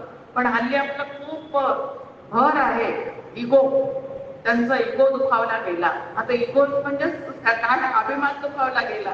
आणि अभिमान दुखावला गेला की तिथं सगळं बिघडून जातं आणि त्या इगोसाठी मग सगळे वादावादी चाललेले असतात. तो जपला पाहिजे. आता जपला पाहिजे का टाकला पाहिजे? उत्तर काय आहे की ते जपले पाहिजेत का टाकले पाहिजे प्रत्येकाने? तर प्रत्येकाने ते टाकून देण्यातच त्यांचं खरं काय आहे तर सुखाची त्यांना ओळख होऊन जाईल. पण तसं होत नाही आणि अभिमानाच्या या भिंती ज्या आहेत त्या आपल्या भोवती आपण मोठ्या मोठ्या उभ्या करतो आणि स्वतःलाच त्यामध्ये कोंडून घेतो. आणि असा जो कोंडून पडतो तो कधीही सुखरूप तत्वाशी ओळख करून घेऊ शकत नाही. म्हणून इथं आपल्या समोर की ज्ञानी लोकच फक्त जाणतात देह अचेतन आहे, आतला जीवात्मा जो आहे तो सचेतन आहे आणि त्याला जे अधिष्ठान असणारं तत्व आहे त्याला केवल चेतन असं म्हणतात. मग जीवात्म्याने अचेतन देहाचा संग सोडायचा आणि केवल चेतन असणारा परमात्माच मी आहे असा भाव करून राहायचं. ही मोठी साधना आहे आणि त्याला समर्थ सोप्या भाषेत म्हणतात देहे बुद्धी ते आत्मबुद्धी करावी. एवढंच चुकीच्या कल्पना काढून टाका आणि ज्या शुद्ध छान कल्पना आपल्या समोर शास्त्राने ठेवलेल्या आहेत त्या करण्याचा प्रयत्न करा. आता आत्मज्ञान होण्यासाठीच एक आपल्या समोर ठेवलेलं आहे की बुद्धी शुद्ध स्वच्छ पवित्र निर्मळ झाल्याशिवाय मी आत्मा आहे असा बोध आपल्याला होत नाही. आता इथं बसलेल्या सगळ्यांना आपल्याला वाटू शकतं अहो आम्ही एवढा दानधर्म करतो, एवढं कुंभमेळ्यामध्ये डुबक्या मारून येतो, भागीरथीत जातो, नर्मदेत जातो, गंगेत जातो, एवढं देहाला त्याच्यात सारखं बुडवून बाहेर येतो, मग आम्ही शुद्ध झालेले आहोत. आता आपल्यासमोर तुकाराम महाराजांचा परत अभंग आहे नाही निर्मळ मन काय करील साबण. कुठला देह शुद्ध करायचा आहे मला? फक्त वरचा देह शुद्ध करायचा आहे का आतला अंतःकरण शुद्ध करायचं आहे? आणि आमचा प्रयत्न कुठला चाललेला आहे? जेवढ्या ऍड आहेत साधनाच्या तेवढ्या वड्या घरात असतात, पण त्याच्याने शरीर कितीही घासलं काही झालं उलट ॲलर्जी येण्याची शक्यता जास्त. एखादी गोष्ट शरीराला चालत नाही आणि ही साबण लावली म्हणून अशा गुठ्या आल्या किंवा असं आग व्हायला लागली असं आम्ही म्हणतो. आता कुठला देह शुद्ध करायचा आहे? आणि त्यांचे नाठवावे गुण दोष देह शुद्ध करुनी हरीसी भजावे आणि त्यांचे नाठवावे गुण दोष. आता गुण दोष आम्ही स्थूल देहाने आठवतो का मनाने आठवतो? अंतःकरणाने आठवतो. आणि अंतःकरणाने आता गंगेत डुबकी मारली वर आले की दुसऱ्याचे गुणदोष आठवले, मग काय शुद्ध झालं का? अंतःकरण शुद्धीसाठी ह्या सगळ्या गोष्टी आहेत, पण ते याच्याकडे आमचं लक्षच नसतं की अरे माझं अंतःकरण शुद्ध झालंय का? मग अंतःकरण शुद्ध झाल्याचं लक्षण काय आहे तर शुद्धाला शुद्धाची ओढ लागते असं उपनिषदाचं आपल्या समोर मांडणी आहे. ज्याचं अंतःकरण शुद्ध झालेलं आहे त्याला शुद्ध आत्मतत्व जाणून घेण्याची ओढ लागते. आणि अशी ओढ लागली की मग शास्त्र कितीही अवघड वाटलं तरी ते समजून घ्यावंसं वाटतं. अशी ओढ लागली की विषयांच्या संघापासून स्वतःला दूर ठेवावंसं वाटतं. अशी ओढ लागली की बीसी पार्ट्या वगैरे सगळ्या बंद कराव्यात आणि फक्त संगतीत जावं, शिबिर करावं असं वाटायला लागतं. मग शुद्धाला शुद्धाची ओढ लागते, हा त्याचा नियम आहे. मग आता आम्ही जर शुद्ध झालो असू तर ज्या रामाचं मी कीर्तन ऐकते, ज्या रामाचं मी नाम घेते, त्या रामाला कधीतरी एकदा डोळा भरून पाहावं, त्या रामाशी कधीतरी ऐक्य अनुभवावं असं माझ्या मनामध्ये निर्माण होईल. आता इतक्या वर्षापासून सगळं चालू आहे, पण रामाची भेट घ्याविषयी अजून मला वाटत नाही. असं असेल तर अंतःकरण शुद्ध झालं का? मग अंतःकरण शुद्ध करायचं असेल त्याच्यासाठी नाम आहे, ध्यान आहे, तत्वज्ञानाचा अभ्यास आहे. पण हे करता करता माझ्यासारखा नाम घेणारा कोणी नाही. तुम्हाला काय वाटलं? एकही एकादशीचं व्रत चुकवलं नाही. आता हे अभिमानाने सांगायचं आहे का अभिमान गळण्यासाठी आहे? हे सगळं अभिमान गळण्यासाठी साधन करतोय, पण ते लक्षात राहत नाही. साधनेचा अभिमान जो आहे तो आमच्या ठिकाणी इथं निर्माण होऊन जातो. इथं म्हटलेलं आहे की तो परमात्मा जो आहे तो बाहेर इतका म्हणजे सर्वत्रच व्याप्त आहे. मग सर्वत्र व्याप्त असणारं ते तत्व माझ्या हृदयाकाशात आहे की नाही? आता या सर्व मध्ये मी एक जो कोणी आहे तो या सर्व मध्येच मोडतो की नाही? का ह्याच्यापेक्षा बाहेरचा आहे? या सर्वांमध्येच आहे. मग सर्वत्र सदा समत्वानी ते व्याप्त असणारं तत्व माझ्या आतमध्ये नक्कीच असलं पाहिजे असं समजून जो आतमध्ये त्याचा शोध घ्यायचा प्रयत्न करतो, ठाईचं बैसोनी करायचं चित्त. पण त्याच्यासाठी आधी मनमन भटकून यावं लागतं. मग एवढं भटकून काही कळत नाही, मिळत नाही हे कळावं लागतं. बघा हळूहळू कसं आपलं की आधी हे करून यावं लागतं सगळं, आणि मग लक्षात येतं अरे इतकं सगळं केलं पण पूर्ण समाधान प्राप्तच नाही झालं. मग संतांनी नेमकं काय केलं? मग त्याचा विचार सुरू होतो आणि मग आम्ही असं सत्संगामध्ये येण्याचा प्रयत्न करतो. मग इथं आपल्या समोर आहे की अंतःकरण शुद्ध स्वच्छ निर्मळ झालं पाहिजे. ज्याचं अंतःकरण निर्मळ झालेलं आहे त्याला सर्वत्र भगवंत दिसतो. आता भगवंत या ठिकाणी बोलताय की माझं जसं एक पूर्ण शुद्ध स्वच्छ परमपद आहे तसं ज्या वेळेला मी सृष्टी निर्मिती करतो त्यावेळेला ह्या सृष्टीमध्ये सर्व ठिकाणी मीच व्यापून आहे. आणि त्याचे काही श्लोक इथं भगवंताने आपल्या समोर ठेवलेले आहेत. ते म्हणतात तुम्हाला सूर्याच्या ठिकाणी तेज दिसतं, तुम्हाला चंद्राच्या ठिकाणी तेज दिसतं, पोषणाची क्रिया दिसते. आता सूर्य आणि चंद्र त्यांच्याकडून जे काही किरण आपल्यापर्यंत पोहोचतात त्याच्यामध्ये धान्य पोषण करण्याची शक्ती आहे, व्हिटॅमिन डी आम्हाला देण्याची शक्ती आहे, चंद्राच्या त्या किरणांमुळे समुद्राची भरती ओहोटी सुरू आहे. मग हे सगळं जे करणारं आहे ते चेतन तत्वच असलं पाहिजे की नाही? अचेतन तत्व असं काही करू शकतं का? मग या सगळ्यांच्या ठिकाणी जी एक एक शक्ती मी देऊन ठेवलेली आहे, या सगळ्यांच्या ठिकाणी जे तेज निर्माण करून दिलेलं आहे ते माझं स्वरूप आहे. मग या सगळ्यांकडे पाहताना आम्हाला त्याची आठवण झाली पाहिजे की नाही? सूर्याकडे पाहिलं की भगवंताची आठवण व्हायला पाहिजे की नाही? चंद्राकडे पाहिलं की भगवंताची आठवण व्हायला पाहिजे की नाही? कारण तो केंद्रबिंदू आहे आणि त्याच्या एवढ्या सगळ्या शक्ती आहेत. आता मातेमध्ये सुद्धा जी कृपाळूपणाची शक्ती आहे, अनेक तऱ्हेने त्या अपत्यांकडनं त्रास आपल्याला भोगावा लागतो, पण तरीही अत्यंत प्रेमाने ती माऊली त्याचं करत राहते. त्या वेळेला ती कृपाळूपणाची शक्ती माझी आहे का त्याची आहे? हो, माझा सूर्याला त्यांनी तेज दिलं, चंद्राला त्यांनी तेज दिलं, समुद्राला त्यांनी एवढं मोठं पाणी साठवून ठेवण्याचं तेज दिलं, पृथ्वीला सगळ्यांना धारण करण्याची शक्ती त्यांनी दिलेली आहे. मग माझ्या डोळ्याला पाहण्याची शक्ती कोणी दिली? माझ्या कानाला ऐकण्याची शक्ती कोणी दिली? मला बोलण्याची शक्ती कोणी दिली? मला चालण्याची शक्ती कोणी दिली? कधीतरी आपण विचार करतो का शक्तिदात्याचा? उलट त्या शक्तीचा अभिमानच बाळगतो. तुम्हाला काय वाटलं 40 उलटून गेली तरी चष्मा लागला नाही? कर्तृत्व माझं आहे का त्याने माझ्यावर कृपा केली आहे? चुका कुठं होतात बघा आमच्या. आता सगळ्या शक्ती त्याच्या आहेत आणि त्यांनी त्या संपूर्ण लोकांना वाटून दिलेल्या आहेत. प्रत्येकाच्या ठिकाणी एक एक शक्ती दिलेली आहे बघा तुम्ही. ते पक्ष्यांना सहज उडण्याची शक्ती दिलेली आहे, त्यांना काही कुठं शिकवावं लागतं का वर कसं उडायचं? जलचर प्राण्यांना सहज पोहण्याची शक्ती दिलेली आहे, त्यांना कुठं लागतो का तिथं पोहण्यासाठी शिकवणारा कोच? कोणी लागत नाही. प्रत्येकाला शक्ती दिली. अगदी बारीकातला बारीक किडा बघा तुम्ही, सोनकिडा, त्याला किती शक्ती दिलेली आहे?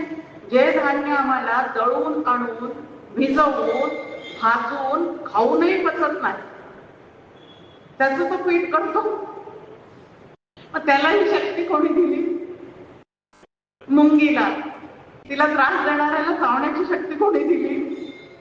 एवढा मोठा देह आहे पण एवढीशी मुंगी जर आम्हाला चावली तर आम्हाला किती त्रास होतो त्याचा. मग या सगळ्या शक्तीचा मूळ जो आहे स्रोत तो त्याच्याकडून आलेला आहे. मग आमच्या ठिकाणी ज्या काही शक्ती निर्माण झालेल्या आहेत, मग कोणाजवळ संकल्प शक्ती असेल, कोणाजवळ बोलण्याची शक्ती असेल, कोणाला खूप छान चालण्याची शक्ती असेल, कोणाच्या हाताला सहज स्वयंपाकाची शक्ती देऊन देतो तो. तिथं काही प्रमाण घ्यावं लागत नाही, वाट्या चमचा काही मोजावं लागत नाही, पण त्यांच्या हाताला सहज चव असते. हे कुठून येतं? हे सगळं त्याने दिलेलं आहे. असं जर प्रत्येकाने लक्षात ठेवलं तर या सगळ्या अभिमानापासून आम्ही दूर होऊ की नाही? पण त्याला विसरून जातो आणि सगळं माझं माझं म्हणतो. खरं तर ज्या शक्ती आम्हाला अनुभवाला येतात, पेट्रोलमध्ये शक्ती कोणी दिलेली आहे? कोणी ठेवली ती पेट्रोलमध्ये? वाहन चालवण्याची शक्ती आम्ही घातली आहे का त्याच्यात? ती त्याने ठेवलेली आहे. सगळ्या ठिकाणी जेवढ्या म्हणून जिथं तुम्हाला शक्ती दिसेल तिथं तो शक्तिदाता नक्कीच आहे. कारण शक्तिदात्याशिवाय शक्ती प्रगटच होऊ शकत नाही. मग सर्वत्र तो आहे की नाही? मग भगवंत म्हणतो असं सर्वत्र मला पाहण्याचा अभ्यास करा. सर्वत्र त्याला पाहता पाहता अरे माझ्यामध्ये पण तोच आहे असा अनुभव कधीतरी येऊन जाईल. मग आता दोन पद्धती आहेत. एक साधना आहे सर्वत्र त्याला पहा, आणि दुसरी साधना आहे तो माझ्यात आहे हे आधी ओळख. हे ज्याला कळतं त्याला बाहेर सहजच तो सर्वत्र दिसतो. आणि म्हणून आपल्या समोर किती छान छान ओव्या ठेवलेल्या आहेत. पृथ्वीमध्ये जितकी शरीरे तितकी भगवंताची घरे. कारण चैतन्य रूपाने शक्तीच्या रूपाने तो प्रत्येकाच्या आतमध्ये आहे.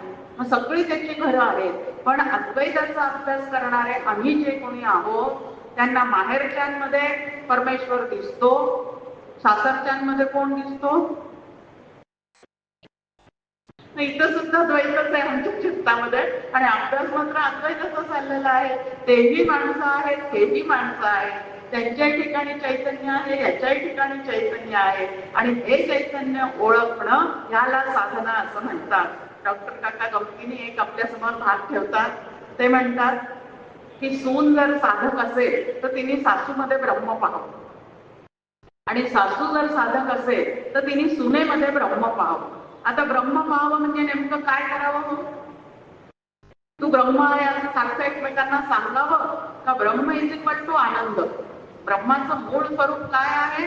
तो आनंद घन आहे. मग एकमेकींमध्ये आनंद पाहावा, आनंद शोधावा आणि आनंदाने एकत्र नांदावा. आता नांदावं हा शब्द निघून गेलेला आहे, भांडावं एवढंच शिल्लक राहिले. नांदणे या शब्दामध्ये आनंद आहे. आणि एक मुलगी नांदायला गेली हा शब्द आहे की नाही? पण आता मात्र ती भांडायला गेली असं होऊन चाललेलं आहे.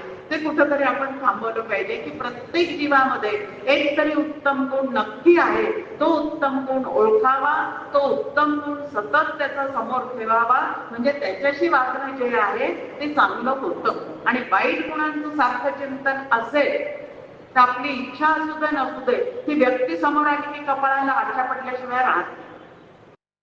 मग आता आठ्या पडल्यानंतरचं वागणं चांगलं होऊ शकतं का? मग त्याच्यातून आनंद मिळू शकतो का? मग मुलाचं लग्न आनंदासाठी करून दिलं का भांडण्यासाठी करून आणलं? नेमकं कशासाठी केलेलं आहे? असं छान पद्धतीने भलेही आत्मज्ञान होईल तेव्हा होईल किंवा होणारही नाही, पण आनंदाने जगण्याची कला जी आहे, कुटुंबामध्ये राहून आनंदाने जगण्याची कला, ती जरी आम्हाला या चिंतनामधून नक्की काय करता येते, तो उपयोगाला आणता येते. आणि ह्या पद्धतीने ते तुम्ही आम्ही केलं पाहिजे. म्हणून भगवंत या ठिकाणी म्हणतात की तुमच्या बुद्धीला होणार स्मरण आणि काही काळानंतर त्या बुद्धीला होणारं विस्मरण हेही माझ्या सत्तेवर आहे. सगळ्या ठिकाणी त्याची सत्ता आहे. तुमच्या मनात निर्माण होणाऱ्या संशयालाही माझीच सत्ता आहे आणि संशयाचं निराकरण होणाऱ्याला सुद्धा माझीच सत्ता आहे. मग सगळ्या ठिकाणी तोच आहे. म्हणून त्यालाच पाहण्याचा प्रयत्न करणं हीच तर एकमेव साधना आहे. जगदांतरी अनुसंधान बरे पाहणे हेच ध्यान समर्थांची ओवी आहे. त्याला ज्ञान म्हटलेलं आहे, त्याला ध्यान म्हटलेलं आहे. की इतक्यादा ऐकून तो सर्वत्र भरलेला आहे. मग सर्वत्र त्याला पाहत का नाही? आम्ही पाहतो काय? आम्ही व्यक्तीचा स्वभाव फक्त पाहतो. नामरूप पाहतो आणि तिचा स्वभाव पाहतो, पण स्वभावाच्या आतमध्ये असणारं ते चैतन्य मात्र आम्ही पाहत नाही. आता ज्ञानेश्वरीमध्ये आपल्या समोर दुसऱ्याच अध्यायात सांगितलं, या उपाधी माझी गुप्त, चैतन्य असे सर्वगत. चैतन्याला पाहतो का चैतन्याच्या वरचं असणारं ते रंग रूप आणि स्वभाव पाहतो आम्ही? आमचं सगळ्यांचं लक्ष रंग रूप स्वभावाकडे आहे आणि त्याच्यामुळे दुःखाचा अनुभव आहे. जो चैतन्याकडे अखंड पाहिल त्याला मात्र आनंदाचा अनुभव आहे. दुःख नको आहे, पण स्वभावातले दोष काढणं कमी होत नाही. आणि इथं तरी अंतःकरण शुद्धीसाठी कोणाचेही गुणदोष पाहू नका, तर परमेश्वराची तिथं वस्ती आहे एवढं पाहण्याचा प्रयत्न करा, असं आपल्या समोर सांगितलेलं आहे. आता शेवटचे जे श्लोक आहेत आपल्या समोर त्याच्यामध्ये 3 पुरुषाचं वर्णन जे आता पुरुषोत्तम 5 आणि तो पुरुषोत्तम समजून घेण्याचा आपला प्रयत्न चाललेला आहे. 3 पुरुषाचं वर्णन त्या ठिकाणी केलेलं आहे. फार सुंदर पद्धतीने हा विषय ज्ञानेश्वर माऊली रंगवतात. आता बघा, प्रत्येक अध्यायाच्या शेवटी आपण काय म्हणतो? गीतासु उपनिषत्सु ब्रह्मविद्यायाम योगशास्त्रे. हे सगळ्या उपनिषदांचं सार काढून भगवंतांनी या भगवद्गीतेमध्ये ही ब्रह्मविद्या अतिशय सुंदर पद्धतीने मांडून ठेवलेली आहे. आणि त्या ब्रह्मविद्येचा जर आम्ही पूर्णपणे अभ्यास केला, आता एक आपल्या समोर सांगितलं की याला परमपुरुषाशी ऐक्य पावायचं आहे, तो अध्यात्म विद्येमध्ये सतत रस असतो. या आवडीने तो सतत अध्यात्म विद्येचा अभ्यास करतो. आता या ब्रह्मविद्या जी सांगितलेली आहे ती या उपनिषदांचीच ब्रह्मविद्या. भगवंतांनी एवढे 10 उपनिषद तुम्ही कधी वाचाल? आता तर आपण सगळे म्हणतो वेळ नाही, वेळ नाही. खरंच वेळ नाही का आवड नाही? नक्की काय आहे? क्रिकेटची मॅच पाहायला 3-3 तास वेळ आहे, पिक्चर पाहायला 3-3 तास वेळ आहे, गप्पा करायला किती तास तरी वेळ आहे. या सगळ्यासाठी वेळ आहे. मग भगवंताचं करण्यासाठी वेळ नाही कसं काय म्हणतो? डोंगरे शास्त्री आपल्या समोर दिवसाचं गणितच मांडून देतात. ते म्हणतात 24 तासाचा दिवस आहे, 12 तास प्रपंच करा. निम्मा वेळ दिला प्रपंचाला, तुम्हाला आवडतो तर 12 तास प्रपंच करा, उरले 12 तास. त्यातला एवढा 12 तास प्रपंच केल्यावर थकवा येतो, शीण येतो, 8 तास झोप काढा. 12 आणि 8 किती झाले? 20. आता करमणूक माणसाला फार पाहिजे. मन उन्नत नाही झालं तरी चालेल, पण मनाचं रंजन मात्र झालं पाहिजे, असं आमचं काय आहे, प्रयत्न आहे. मग 3 तास रोज पहा काहीतरी. त्याची सोय घरातच आहे, आता बाहेरही जाऊ लागत नाही. मग 3 तास मनोरंजन करा, तरी 1 तास शिल्लक राहतो. त्या 1 तासात तरी मोठके निमिषभरी देतू झाले, त्या 1 तासात तरी काहीतरी करा. पण तेही आमच्याने होत नाही. आम्ही म्हणतो वेळच नाही. डॉक्टर काका म्हणतात वेळ नाही हे खोटं कारण आहे, आवड नाही हे खरं कारण आहे. अजून त्याची निकड वाटत नाही म्हणून सवड काढता येत. हे माझ्या गरजेचं आहे, हे मला केलं पाहिजे, असं अजून प्रेरणा निर्माण होत नाही, म्हणून आमचं तिकडे लक्ष जात नाही. आवड उत्पन्नच झाली नाही, रस वाटत नाही की माणूस गोष्ट करतच नाही. सरळ म्हणतो आम्हाला त्यात रस वाटत नाही. आता शास्त्रीय गायनात ज्याला रस वाटत नाही तो कधी त्याची तिकीट काढतो का? आता इकडं सुद्धा अजून अध्यात्म विद्येमध्ये रस वाटत नाही, भगवंताच्या भेटीमध्ये रस वाटत नाही, स्वरूप जाणून घेण्यामध्ये रस वाटत नाही, आणि म्हणून आम्ही इकडे वेळ काढत नाही. आता वेळ तर काढला पाहिजे. मग ही जी ब्रह्मविद्या आहे या ठिकाणी ज्ञानेश्वर माऊली म्हणतात, असं त्या वेदांचं चिंतन करत असताना, वेदांचं मंथन करत असताना, उपनिषदांचं मंथन करत असताना त्याच्यातून एक लक्ष्मी बाहेर आली, तिला गीता लक्ष्मी असं म्हणतात. काय म्हटलं इथं? ती गीता लक्ष्मी असं म्हणतात. आणि ही गीता लक्ष्मी ज्या वेळेला त्याच्यातून बाहेर आली त्यावेळेला तिच्या समोर 3 पुरुषांना उभं केलं. एक शर पुरुष आहे, एक अक्षर पुरुष आहे आणि तिसरा उत्तम पुरुष आहे. आता पूर्वीच्या काळी स्वयंवराची पद्धत होती, त्यामुळे काय त्या गीता लक्ष्मीला सांगितलं यातला तू निवड, तुला कुठला पाहिजे. मग तिने क्षर पुरुषाकडे गेली आणि तिने पाहिलं की हा फारच क्षणभंगूर आहे, सतत क्षरणारा आहे, सतत अल्पजीवी आहे, मरणारा आहे, परत जन्माला येणार आहे, हा नको. त्याच्यापासून बाजूला झाली. मग अक्षर पुरुषाजवळ गेली. त्याच्याकडे पाहिल्यानंतर तिला वाटलं हा ह्याच्या मनाने ह्याला आयुष्य जास्ती आहे, म्हणजे ईश्वराला. जीवापेक्षा ईश्वर जो आहे तो जास्ती टिकणारा आहे, राहणारा आहे.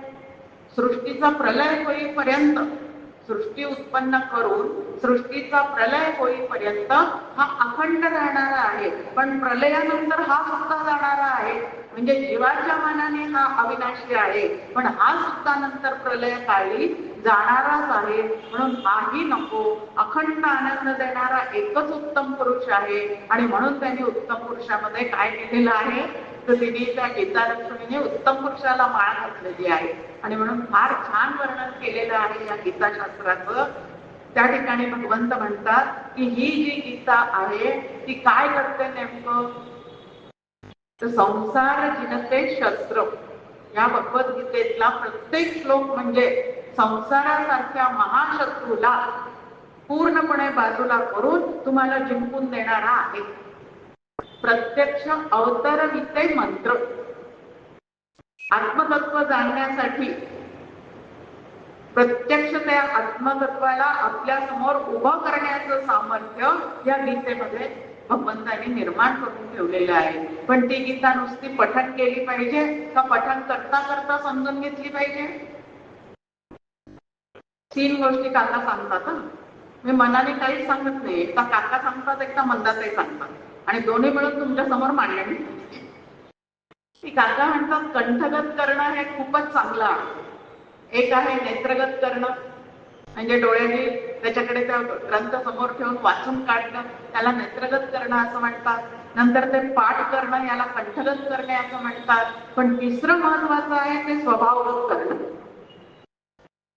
तिसरं महत्वाचं काय आहे तर स्वभावगत करणं. आणि स्वभावगत ते केव्हा होईल, ज्या वेळेला प्रत्येक श्लोकाचा असा मी अर्थ समजून घेईल, त्यावेळेला माझं मन सुद्धा असं अर्थवाही होईल आणि हळूहळू ते समजून घेईल. इथं आपल्या समोर म्हटलं की त्या गीता लक्ष्मी समोर क्षराक्षरत्वे समोर आले, तयांचे पुरुषत्व वाळिले.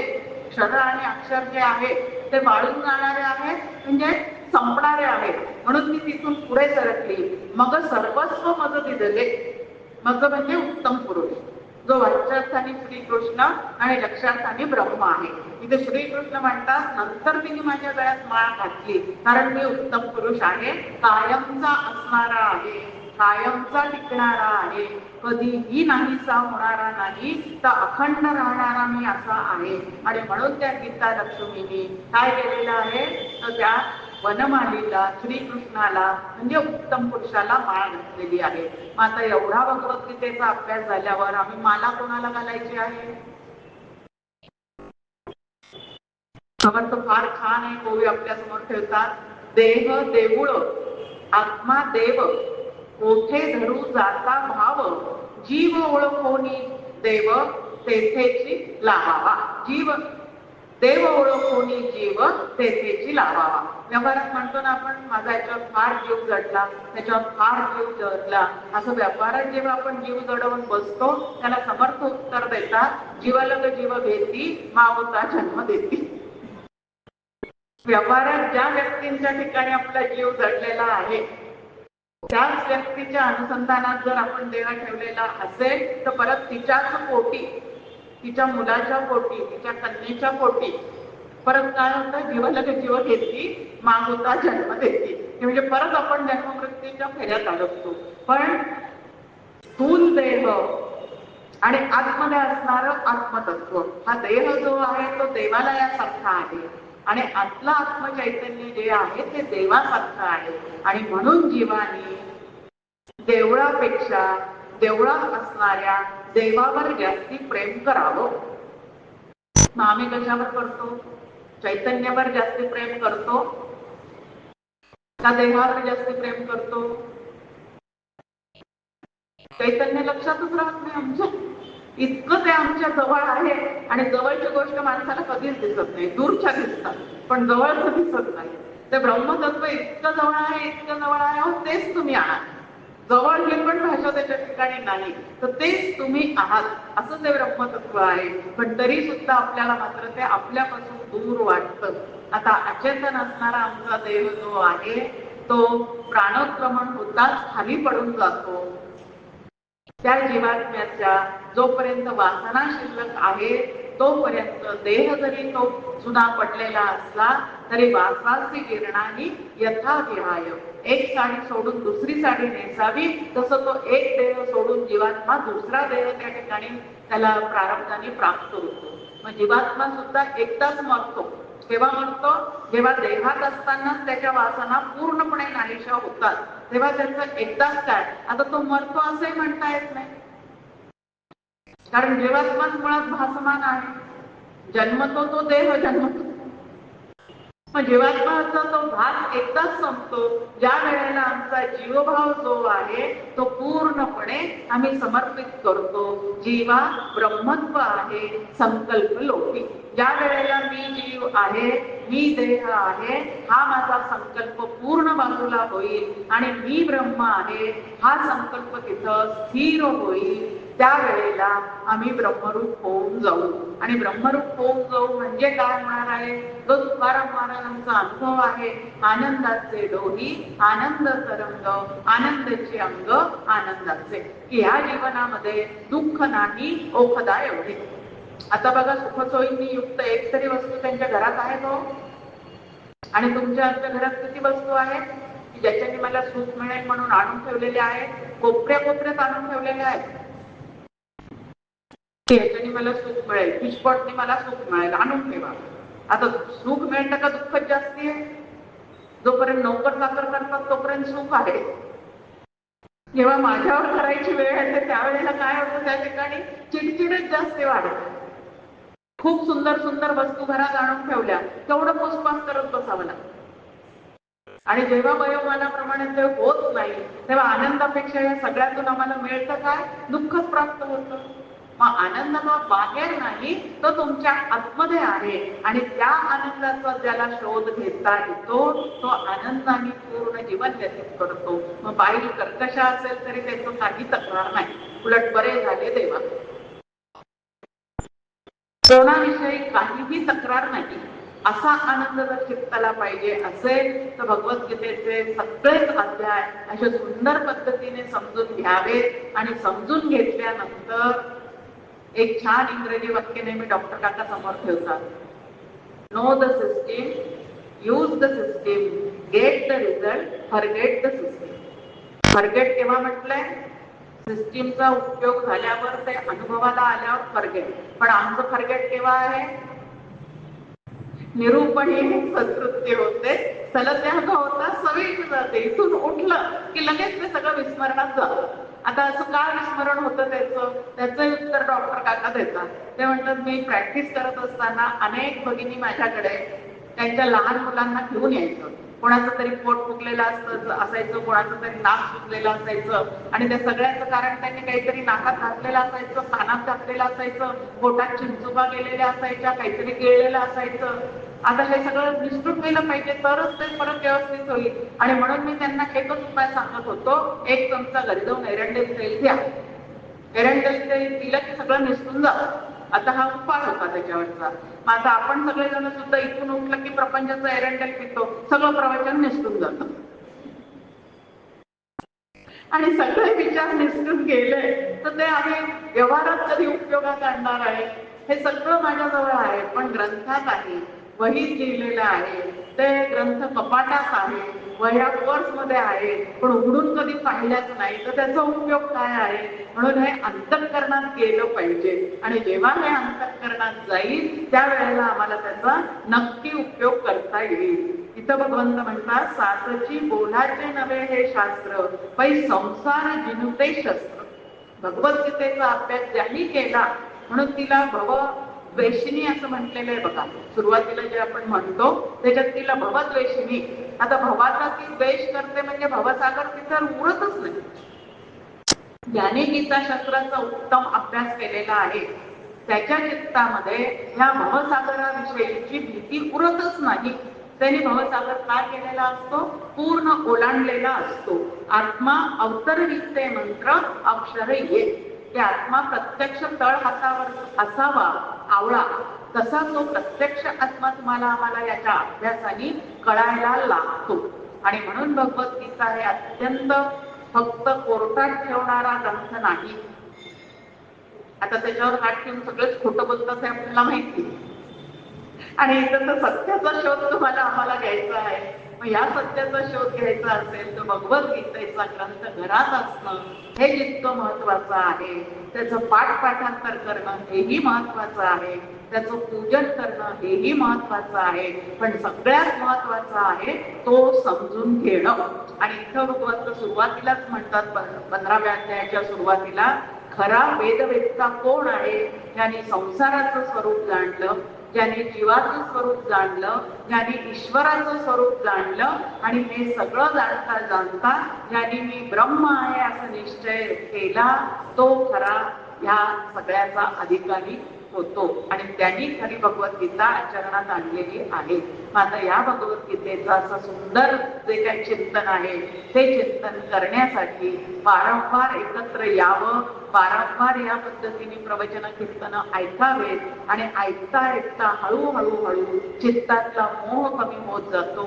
अध्यात्म विद्येत आपण सतत राहतो, आणि ती अध्यात्म विद्या आतमध्ये प्रवाहित झाली की अंतःकरण शुद्ध आणि स्वच्छ होऊन जातं. शुद्ध स्वच्छ अंतःकरणाला मी आत्मा आहे असा बोध होतो, म्हणजे उत्तम पुरुषाची प्राप्ती होते. आता उत्तम पुरुष माझ्यापेक्षा वेगळा नाहीच आहे. छान आपल्या समोर एक उदाहरण आहे भागवतातलं. आता त्यांनी भागवत कथा ऐकलेली आहे. पिंगलेचं उदाहरण आहे त्याच्यामध्ये. ती सारखी बाहेरच्या पुरुषांची वाट पाहत होती, आणि एक दिवस सगळा नट्टापट्टा करून उभी आहे, पण बाहेरचा एकही पुरुष येत नाही. आणि आज आपल्याला काही आता धंदा मिळालेला नाही म्हणून थोडस वाईट वाटतं. आज जाऊन शांत बसते. मग स्वतःकडे ती हळूहळू स्वतःच्या आतापर्यंतच्या वागण्याचं जे वेळेला अवलंबन करते, तेव्हा लक्षात येतं की आपण सारखं बाहेरच्या पुरुषांची वाट पाहत होतो. आतमध्ये एक उत्तम पुरुष बसलेला आहे, म्हणजे ब्रह्म, सदैव चैतन्य, सदैव आनंद देणारा, पण त्याच्याकडे कधी आपलं लक्षच गेलं नाही. आणि तो पुरुष जर मला आधी कळला असता तर बाहेरच्या पुरुषांकडे मी कधी गेलेच नसते. इतका तो आतमध्ये आनंदघन परमात्मा आपल्या बसलेला आहे. मग आता तो आनंदघन परमात्मा जाणून घ्यायचा असेल तर या पद्धतीने सतत सतत त्याचं चिंतन करणं हाच त्याच्यावरचा उपाय आहे. या ठिकाणी 3 दिवस अधिक मासानिमित्त हे चिंतन करण्यासाठी उघड मला आचरण केलं, त्याबद्दल मी वैदी साहेबांची आणि इथल्या सर्वांची नक्कीच ऋणी राहील. जय जय रघुवीर.